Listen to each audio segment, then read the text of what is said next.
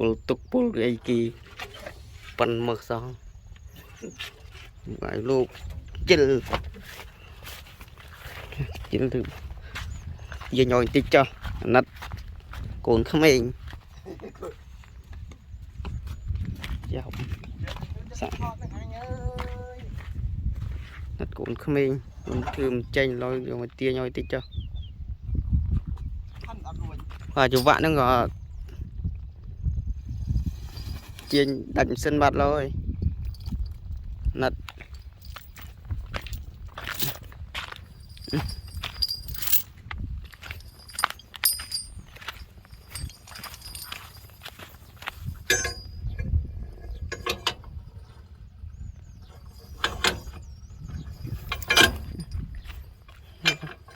cái lá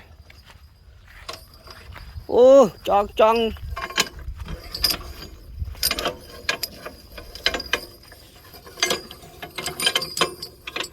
xuôi mới nên đây nhưng cái lá hòn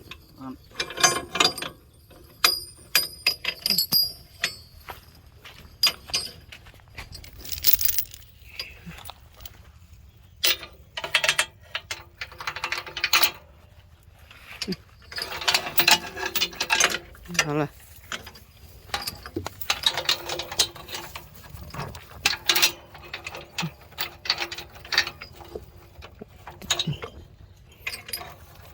trời tí cho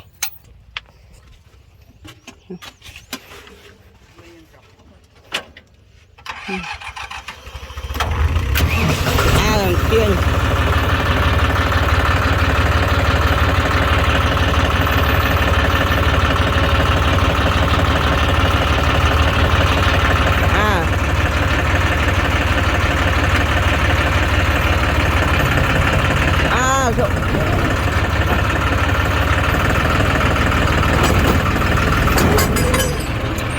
cho mà chóp thì